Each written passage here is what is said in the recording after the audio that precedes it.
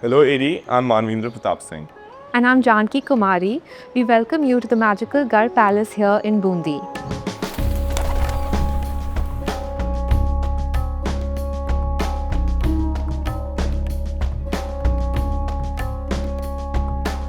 The Garh Palace, built by the Hara Chauhan Rajputs in the 16th century, is one of Rajasthan's hidden treasures.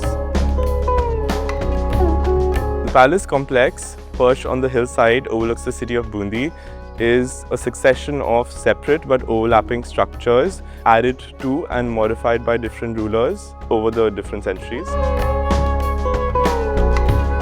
The palace is best described by Rudyard Kipling, who said, "It's a palace as men built for themselves in uneasy dreams, the work of goblins rather than of men." The most remarkable feature of the palace are its frescoes. Each painting, each wall and each room has a story to tell, and each room is a reflection of the era and the history, the time period that they were painted in. For example, the Chhatar Mahal, where we are right now, there's a lot of use of gold in all the paintings. That goes to show that the state of Bundi was in a very prosperous position. We are currently in the Badal Mahal. This is the most well-preserved room in the whole Garh Palace, housing India's finest frescoes. The paintings in this room use complex and sophisticated technology, such as the use of mica sheets attached to the surface of the paintings to create a reflective surface, such as water, metal, or glass. The bright cobalt blue is lapis lazuli, which is a Persian semi-precious stone. It was ground, mixed with a binder, and then applied. It's exciting for me to carry out this restoration of this beautiful structure built by my ancestors and the people of Bundi. Sometimes it does get overwhelming thinking about the scale of things and the intricacies involved, but then I think about how this place was created 400 years ago, and that serves as motivation for me.